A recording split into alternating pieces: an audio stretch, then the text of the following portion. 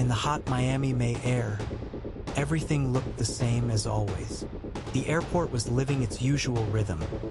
The parking lots were buzzing with air conditioners, baggage conveyor belts rotated in a lazy spiral, and the hot wind from the ocean waved flags over the terminal. There was a plane on the apron, which did not stand out among dozens of others. The old DC-9-32, tail number N904VJ, is an industry veteran who has survived more than 2 decades of flights, upgrades, repairs, and cruise ships. Its fuselage was covered in a faded but still recognizable ValuJet livery. Bright, unassuming, like the airline's philosophy itself. For most of those who climbed the ramp today, it was just a way to get to Atlanta. No one looked at the markings, did not think about the age of the aircraft, did not wonder who serviced it. People came and took their seats, laid out their jackets, strapped on their children, and carefully adjusted the armrests. The cabin was cool, the air conditioning was working honestly, and tight. 105 passengers almost filled the cabin. A trio of young flight attendants were busy behind them, handing out welcoming smiles, closing luggage compartments, checking belts. It all looked extremely familiar, like the beginning of any short-day flight. The cockpit was also calm. The captain, who had just celebrated her 35th birthday, sat confidently, freely, as if continuing a conversation with the sky, which she had been conducting for almost 9,000 hours. Her hands moved easily but clearly, tracing familiar routes along the switches. Next to him is the co-pilot, a 52-year-old cockpit veteran with more than 6,000 flight hours, of which he spent 2,000 on this type. They have flown this route dozens of times. That very short hour and a little bit to Atlanta, between the 2 centers of the southern aviation of the USA. Everything looked painfully familiar. A small delay was also common. The plane arrived from Atlanta later than planned, and instead of departing at exactly 1 o'clock in the afternoon, the doors closed only closer to 1340. But delays in Miami are almost like humid air. There is always. No one was worried. People were rushing home, to meetings, to transfers, but not so much that they were worried about 20 minutes. While the baggage carts taxied to the nose of the aircraft, the crew completed the last pre-departure procedures. There is nothing unusual in the flight plan. A straight, short track, good weather, light wind. The only thing that slightly complicated the day was the long list of malfunctions allowed by MEL. The autopilot has been out of action for several days now. The left fuel consumption indicator was not working. The internal communication with the flight attendants was not functioning, and the speakerphone system had just been repaired after the crew of the previous flight had to make announcements to the cabin via a megaphone. But all this, for all its unpleasantness, was legal and technically safe. Otherwise, the flight would not have been allowed to depart. When the last luggage was stowed, several boxes of ValuJet materials and a pair of airplane tires rolled up to the front cargo hold. The movers quickly lifted them inside, the usual parts, the usual service cargo, no danger marks. In any case, that's what the documents said. A couple of pieces in a cardboard box, a couple of tires, some luggage. Nothing that would attract attention. The co-pilot glanced at the invoices, signed them, and returned to the procedures. The plane was pushed away from the gate. One engine came to life, sucking in the hot Miami air. We were in no hurry to launch the second one, fuel economy. The DC-9 rolled slowly along familiar taxiways, past hangars where colorful airline tails stood. There, on the side, in the technical parking lot, the old Constellation was visible. A little further away is a massive 747, awaiting service. The pilots lazily noted these details to each other, like two people who know their business too well to be surprised. There was a light working chatter in the cabin, the kind that occurs only between people who trust each other and know every procedure to the point of automatism. There was something completely different under the DC-9 all this time. under the layer of luggage, tires, and cardboard boxes was something that in a few minutes would turn an ordinary flight into the most famous plane crash of 1996. There, in the darkness under the cabin floor, dozens of passenger oxygen generators were waiting in the wings, metal cylinders that looked like harmless cans, which in reality were miniature chemical reactors. No one has marked them as dangerous. No one informed the crew that most of them were still alive, not spent, not neutralized. No one fixed them properly. And no one could have known that one jolt, one accidental vibration, one blow could well lead to the chain reaction of the launch turning the luggage compartment into a chemical furnace. But the pilots didn't know that. No one knew. Neither the dispatchers, nor the technicians, nor the passengers, who at that moment were unfolding their belts and looking out the windows at the sparkling concrete runway. Everything was as usual. Critter 592, cleared for takeoff, came from the speaker. The co-pilot calmly confirmed the clearance. The captain brought the thrust forward, stabilized, then added up to takeoff power. The nose of the plane shook, a vibration passed through the body, and the DC-9 smoothly rolled along the runway. Acceleration, a slight pulling pressure in the back, the steady trill of the engines.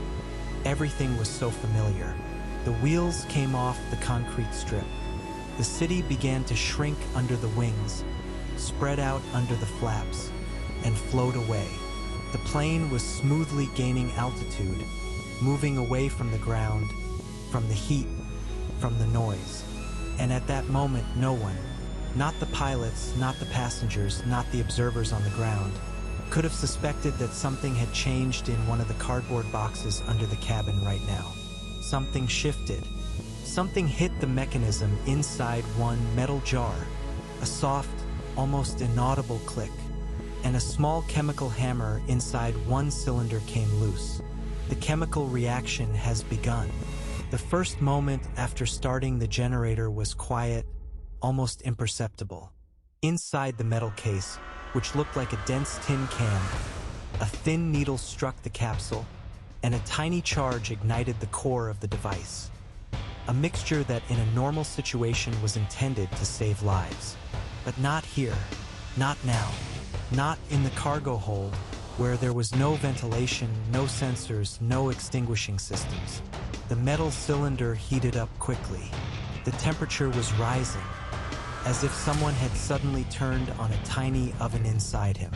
Bubble wrap, cardboard, and packaging materials lay around the generator. All this, in conditions of cramped space and constant oxygen reproduction, turned the compartment into an ideal furnace. The first barely noticeable traces of heat began to appear at the joints of the boxes. The bubble wrap was gently warping, the cardboard was darkening. The generator, designed for 15 to 20 minutes of pure oxygen release, worked as intended, just not where it should. And all this happened while the plane was climbing over sunny Florida, taking people further and further away from the Earth, where plans, meetings, and families were waiting for them. No one felt threatened in the cabin. The light hum of the engines, the smooth swaying of the wings is the usual rhythm of flight. The flight attendants were preparing for service. Someone was taking out a trolley with drinks. Someone was checking whether the last passenger had closed his seatbelt. There were hushed conversations between the rows. Someone was discussing a trip. Someone was reading a magazine. Someone was just dozing, letting the warm sun slide on the glass. In the cockpit, the atmosphere was even calmer. The captain held the plane confidently, almost relaxed, watching the instruments. The co-pilot checked the dispatcher's instructions, changed the frequency, and reported on the climb. Everything went according to procedure. There was nothing to suggest that in a few minutes they would have to fight not for an ideal trajectory, but for the very possibility of returning to Earth. Meanwhile, down below, under the floor, where metal panels separated the passive calm of the cabin from the boiling, invisible threat, the situation was changing rapidly. One generator that turned on created enough heat to activate the next one. which was lying close to it without a protective cap, without fixing. 2 became 3, 3 to 4. A chain process was going on in the box, and the temperature increased exponentially with each new cylinder turned on. The cardboard wall of the box, soaked in heat and oxygen, began to smolder. This smoldering did not look like the usual household fire. The oxygen generator produced such a clean stream of gas that the material flared up almost smokelessly, with only a barely perceptible smell of hot plastic. But in the confined space of the luggage compartment, something much more terrifying was happening. The fire grew and heated everything around, and the oxygen produced turned it into an autonomous, self-feeding reaction. Externally, the DC-9 continued its normal climb. The dashboard is perfect. Temperatures, pressures, revolutions are all within the normal range. The plane was heading, practicing the light commands of the steering wheel. A sleek, beautiful airplane flying up above white clouds is a picture worthy of an advertising booklet. No one in the cabin felt the slightest deviation. Not a single signal. Not a single light bulb hinted that an oven had already begun to form underfoot. And yet, as if in mockery of the calm above, the smoldering cardboard finally gave off a faint but fatal spark. The spark was too weak for the usual flame, but it was quite sufficient in conditions of excess oxygen. The bubble wrap next to it flashed instantly with a quiet, short poof, like a bright, living breath. That was the beginning, the real beginning. Now the fire didn't just heat up the generators. It turned the compartment into a laboratory for accelerated destruction. The metal of the boxes was glowing. The tires, lying close together, began to absorb heat. As the temperature boiled, the air in the compartment thickened, and the pressure slowly increased. But all this is quiet, without sound, inaccessible to sensors that were not there, inaccessible to the view of the crew who could not see under the floor. The plane rose higher and higher, entering a layer of clear sky. The captain was making a smooth left turn at the direction of the dispatcher. The cabin was filled with soft light. The instrument compartments flickered slightly in the reflection of the sun. It was one of those takeoffs that occur almost on autopilot, even with manual control. The pilots were preparing for a routine flight, a short conversation, a couple of checks, a small climb, then a quick preparation for descent. And all the while, beneath them, as if inside a hidden heartbeat, the fire was moving into a new phase. He was no longer smoldering. He was taking space. The oxygen coming from the generators fanned the flame, allowing it to exist without outside air access, turning the compartment into a closed tank where the temperature rose at a rate that the human eye would never have seen in time. It was just over 5 minutes after takeoff. The first sparks have not yet reached the wiring. The tires were still holding up. The interior floor has not started to heat up yet. The fatal moment was only minutes away. In the cockpit at that moment, the captain, smiling slightly, dropped something like, "After this flight, we're all resting." The co-pilot nodded, checking the next item. The set is stable, the course is stable. They didn't know yet that this was one of the last calm phrases spoken on board. Under the fuselage, in the darkness of the cargo hold, the temperature had crossed the threshold at which the fire could no longer be stopped. He was becoming alive. He became the owner of the plane. The fire, having accelerated to the point where the temperature itself pushes the reaction forward, began to work faster than human understanding. In the cargo hold, barely separated from the passenger compartment by a thin layer of metal and insulation, everything looked completely different from in textbooks. There were no familiar flames dancing in the air. There were no bright flashes that you can see in the movies. Instead, there was a dark, almost silent chemical storm. The combination of incandescent generators, bubble wrap, fabrics, paper, rubber, and pure oxygen produced a reaction that spread not upward, but in all directions at once, capturing everything that could heat up. The bubble wrap was the first to suffer serious damage. It melted and instantly changed its structure from a flexible package to a waxy drop. This drop smeared on the surfaces, dripped onto the cardboard, soaked it with hot melt. The cardboard began to smolder not point by point, but over the entire area, as if dozens of its own heat sources had appeared inside it. Then the decay turned into fire, and the combination of oxygen and heat created conditions that an ordinary fire would not even dream of. The tires lying in the compartment became the next participants in the chain reaction. Under normal conditions, rubber resists ignition for a long time, but conditions inside the luggage compartment were different. High temperature, lack of ventilation, abundance of pure oxygen, and most importantly, constant, continuous increase in heat. The surface of the tires began to soften. The air inside them expanded. The pressure grew. Up in the cockpit, there was still almost complete calm. The climb continued. The plane crossed the mark of about 10,000 feet. The radio exchange was routine. The dispatcher gave access to the center's frequency. The pilots confirmed. The DC-9 obeyed like a textbook. Its dynamics were familiar and predictable. The co-pilot checked the instruments, noted the stable parameters of both engines, rechecked the temperatures. There was not a single hint that the temperature below had already exceeded the point at which the metal begins to lose strength. In the salon, at that moment, life was going on as usual. People were switching magazines, opening blinds. Someone was smiling at a child across the aisle. Someone was taking out a notebook, preparing plans for the evening. No one felt the slight heating of the floor in the front rows. It was still invisible, hidden behind the soft fabric of the carpet. No one knew that the air beneath them was already trembling with heat. And then the moment came when the rubber couldn't stand it anymore. There was an internal microcrack on one of the tires. The pressure accumulated in the heated air inside shot out. It was not so much an explosion as a dull, dense bang.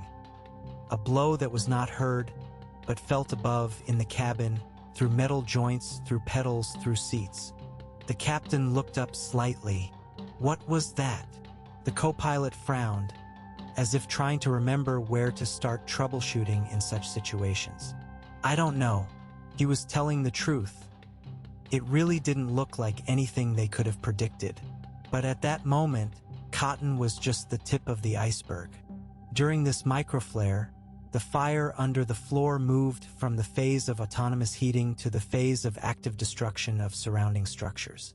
The thermal insulation panels that protected the floor began to melt. The metal fasteners locally lost their strength. The cable harnesses passing through the compartment heated up and began to darken. In the DC-9, almost everything went under the cockpit floor and in front of the cabin: electricity, controls, hydraulics, and communication between systems. One weak point there has long been known.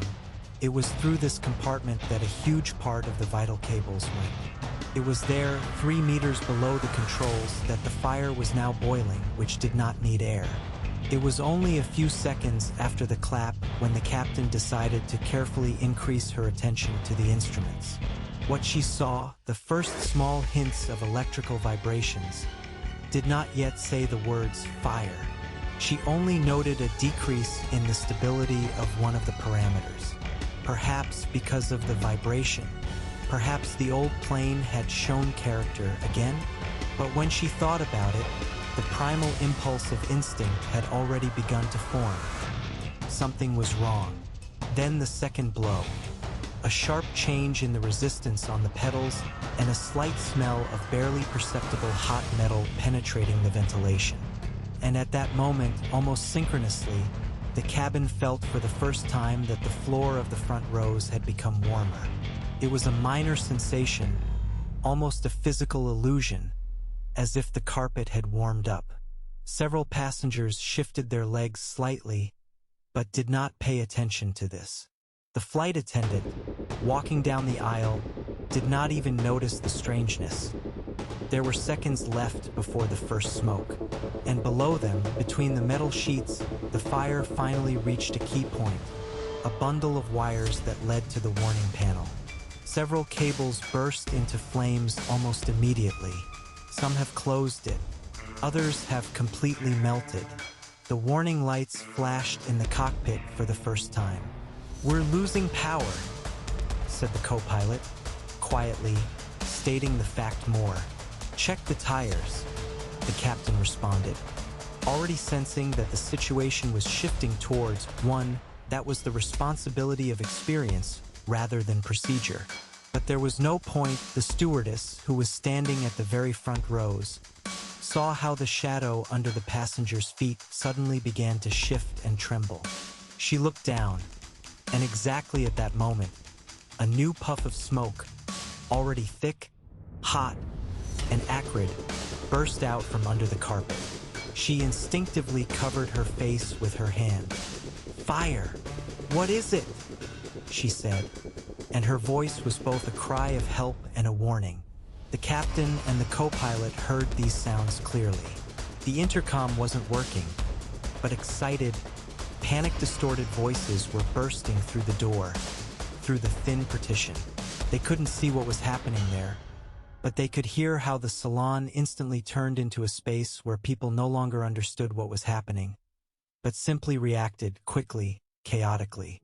In the cabin, meanwhile, the situation deteriorated even faster. Several indicators started to light up on the remote control at once, which should never be triggered at the same time. "We have an electrical problem. We're losing power," the co-pilot said tensely, quickly running his eyes over the panel. But the captain has already understood the main thing. Electrical problems are not accompanied by screams of fire from the cabin. They don't trigger such a drastic set of warnings. They don't explain that dull clap a few minutes earlier. "Let's go back. Now," she said shortly. Her voice was no longer as calm as it had been 5 minutes ago. It was the voice of a man who not only flew, but who felt the plane as an organism. And now this organism was not just giving an alarm signal, it was screaming. She took the helm confidently, abruptly taking the plane out of the climb. The co-pilot pressed the transfer button almost simultaneously. "Miami Center, Critter 592. We need to return to Miami immediately." At that moment, everything in the cabin turned into a rapid, almost instinctive struggle. Smoke was already filling the front, forcing people to stand up, jostle into the aisle, and search for air. It was hot, dense, and it hit my eyes, my throat, and my lungs. Passengers from the front rows reflexively rose, but found themselves trapped. The higher they raised their heads, the thicker the smoke became. The flight attendants tried to help. They shouted instructions, directed people back to the tail where they could still breathe. But the smoke spread quickly, like water that had been spilled onto an inclined surface. It did not fill the space from top to bottom, but immediately covered the entire front section. In the cockpit, the co-pilot received a response from the dispatcher. "Critter 592, turn left, heading 270. Go down to 7,000. What kind of problems?" The captain did not take her eyes off the instruments, but answered herself, clearly, without pause. "Fire." It was a simple word, but in a radio space filled with mundane reports, it sounded like a blow. "Smoke in the cabin. Smoke in the cabin," the co-pilot added, and this was already an admission that the situation was beyond any norm. But the dispatcher and the crew now had completely different time calculations. From the ground, everything looked like an emergency, but a controlled situation. The plane turns around, gets a vector, and begins to descend. The radar shows a normal trajectory. There is tension in the voices, but not chaos. Inside the plane, everything was different. The pilots tried to connect what was happening in the cockpit with the overall picture of the aircraft, but the fire in the compartment below them was already eating up the wiring. Some systems shut down, others blinked, and others reacted with a delay. There was a slight feeling of metal heating in the bow section, as if someone had applied a hot iron to the floor from below. And the next second, the door to the cabin jerked open. The smoke immediately rushed inside. A flight attendant stood on the threshold, her face covered in gray smoke, her eyes red, and her voice broken. "We're completely on fire." She slammed the door so fast that the pilots didn't even have time to answer her. Now both the captain and the co-pilot knew for sure. The fire had already penetrated into the passenger compartment, which means it had penetrated to the cable lines. It was the worst-case scenario. The captain steered the plane into a steep descent. The situation demanded one thing: to reach any solid surface as quickly as possible. Perhaps not even an airport, at least meadows, roads, any strip of land. In the back, in the cabin, people were trying to get up. The smoke was so dense that it had already completely blocked the visibility in the front rows. Its tremors made their way further to the center, to the left row of seats. Passengers coughed, covered their faces with shirts, palms, and whatever else they could. Some have already fallen to the floor, losing their orientation in space. The flight attendants, despite the threat, continued to move, trying to maintain control over the back of the cabin. But behind these walls, under the floor, the fire has already reached the main artery of the aircraft: the cable and cable stabilizer and altitude control system. The metal of the cables began to heat up. The cable covers were softening. And for the first time, the steering wheel gave a reverse push, not one that knocked down the controls, but one that the captain felt instantly. The controls became heavier. "Tighter," she said shortly, as if recording an important observation. "We have cables. Maybe..." The co-pilot began, but he didn't have time to finish. There was a sharp vibration in the cabin, as if the plane had been hit by an invisible palm from below. The indicators flashed. Several lights began to go off and on again, as if someone was blinking them in a random rhythm. The plane was still controllable, but not completely anymore, and we can't hold the fire anymore. There were less than 2 minutes left.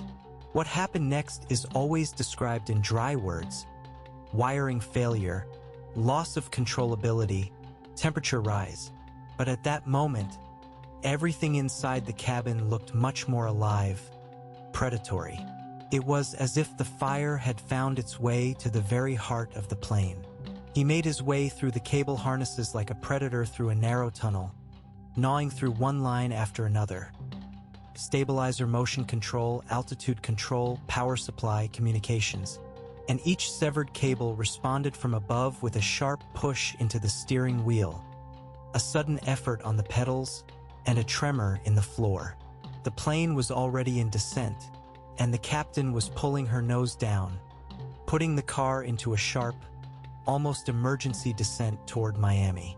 But with every passing moment, the DC-9 became harder to control. At first, it's like you need to apply a little more force.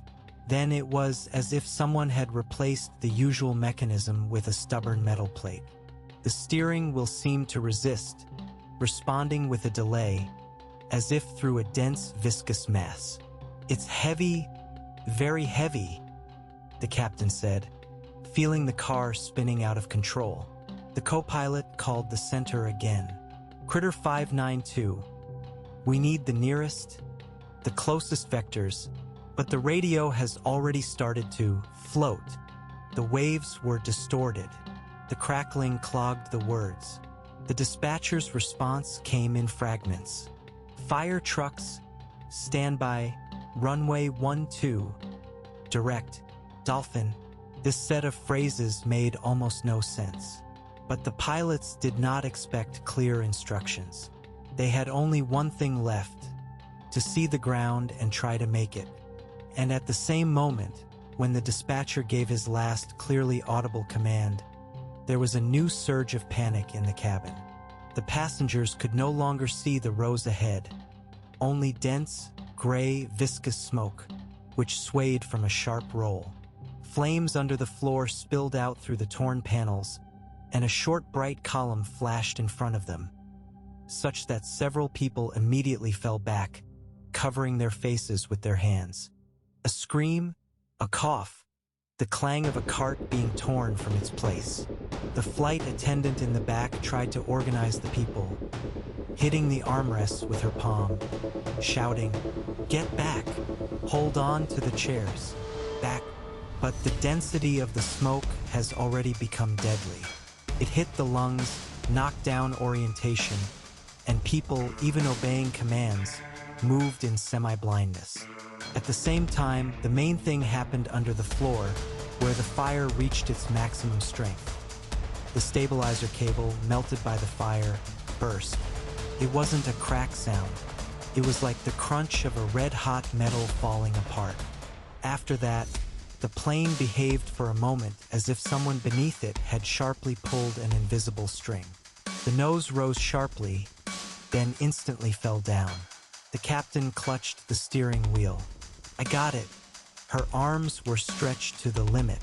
The co-pilot helped by pressing on the pedals, maintaining the roll balance. But the DC-9 was like a living being whose tendons had been opened.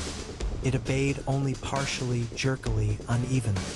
Another smell broke into the cabin, the smell of burnt insulation. It was harsh, acidic. Ventilation was already pulling some of the smoke out of the cabin through the cracks. Visibility was getting worse even in the cockpit. At that moment, 6 cable calls rang out. Passenger calls from flight attendants. They sounded with desperate frequency, like alarm bells, and then a distorted, choking voice. "We can't get oxygen here. We're suffocating." The last attempt at communication between the cabin and the cabin was cut off.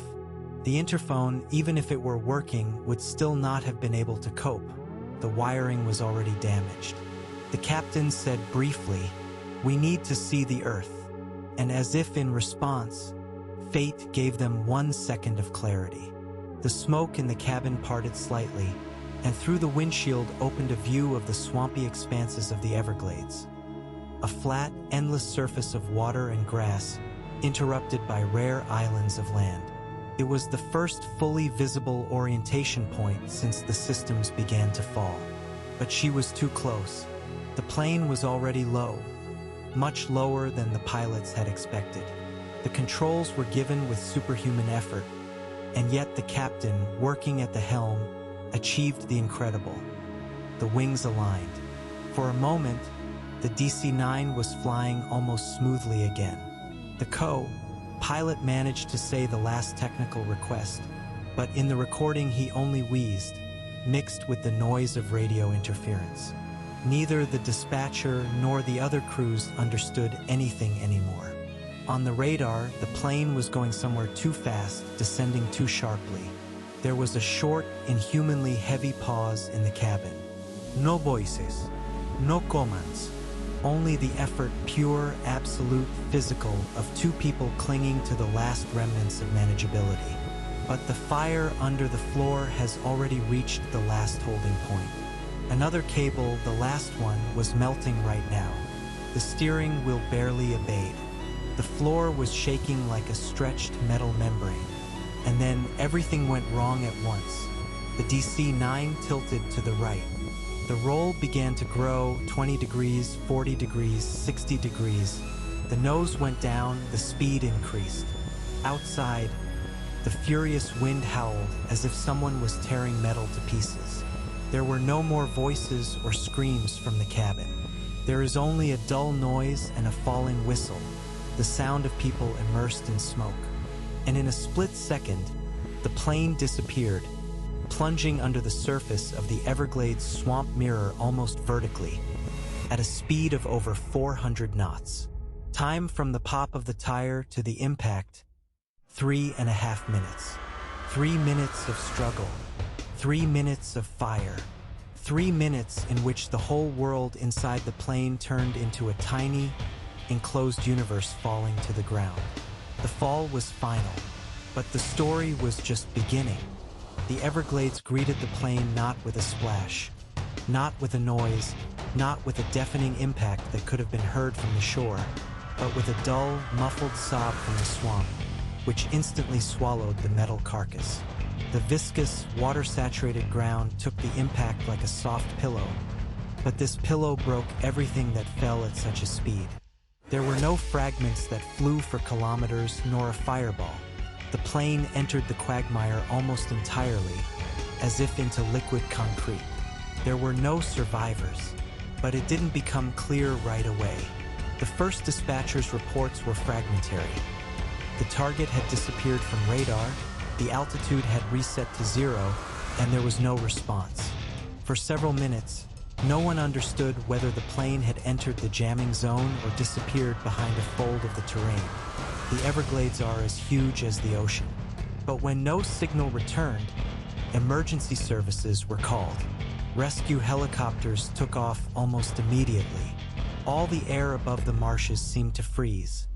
The blades of the helicopters cut through the warm, humid air, but there was no smoke, no fire, no contrasting traces of the disaster shedding upward. Everything looked frighteningly calm, almost beautiful, until one of the helicopter pilots noticed it.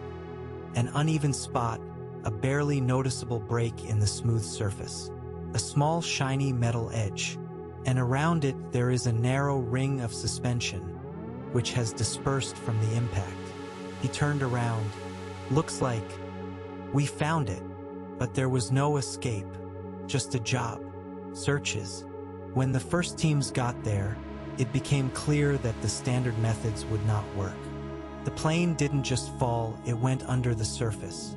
The swamp was almost as deep as a man, and beneath it was dense, viscous silt, pulling down anything heavier than a wooden stick.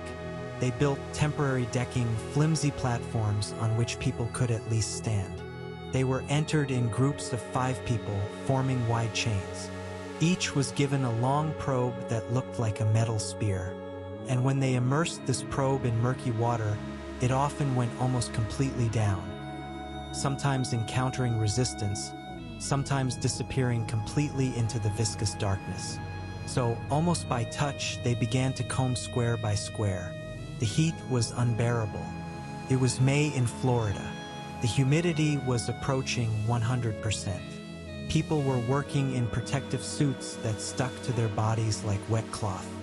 The mosquitoes swarmed so thickly that the technicians had to wear nets on their faces. There were shooters at the edge of the search area, watching the alligators, who were slowly approaching, not understanding the nature of this new source of smell. The work was brutal. People standing shoulder to shoulder slowly moved forward, plunging headlong into the mud with their hands.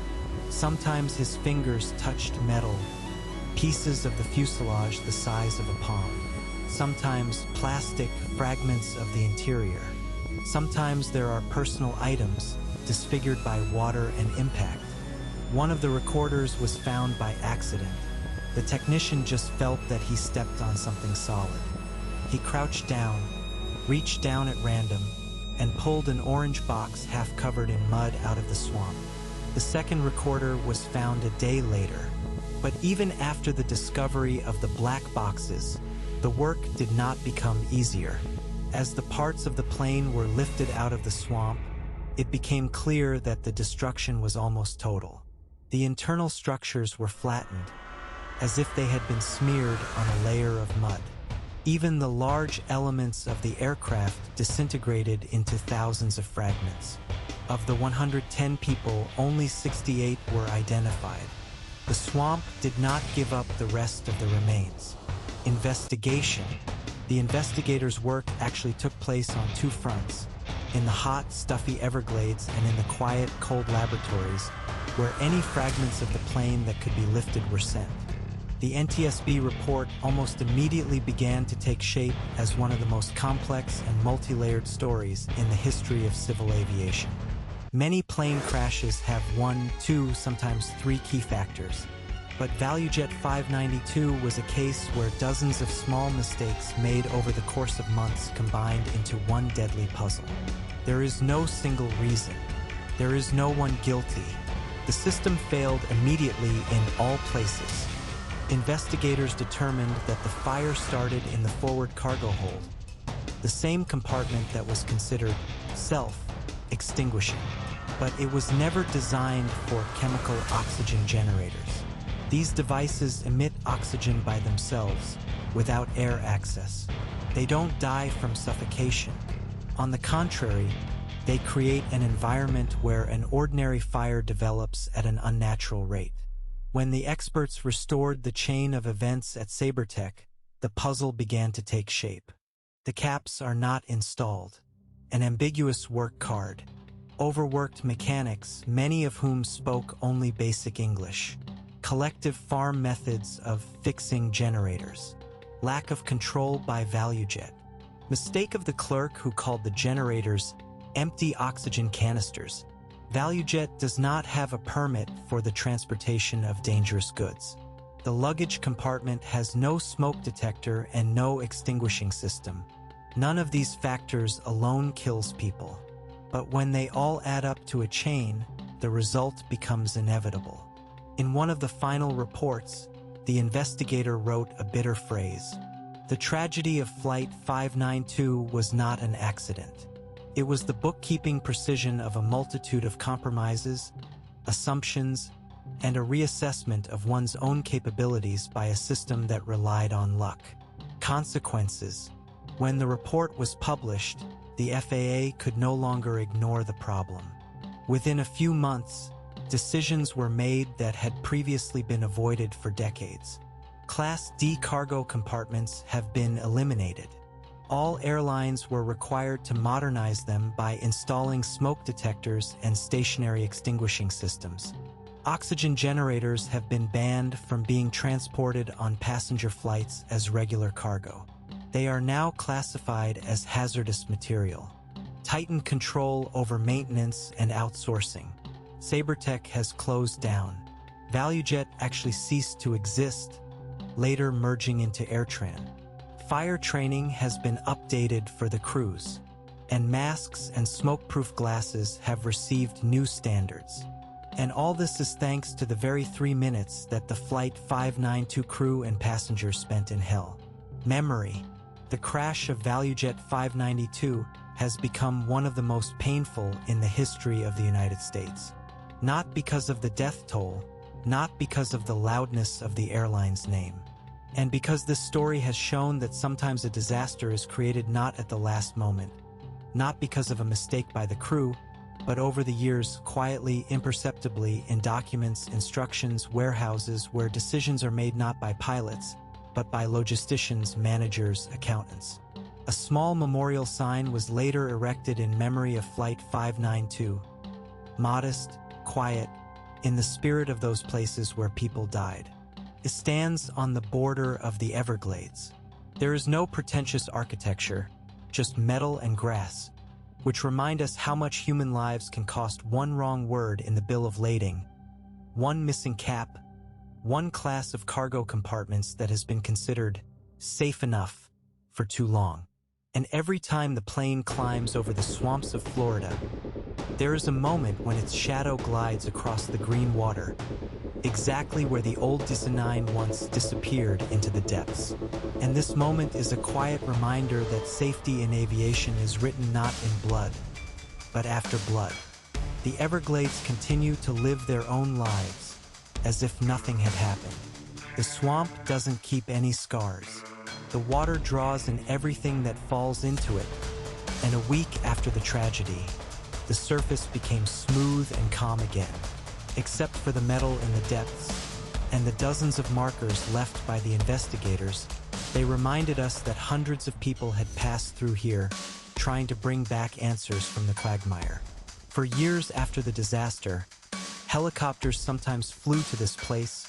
Tourists, journalists, and relatives of the victims stood along the edge of the marshes.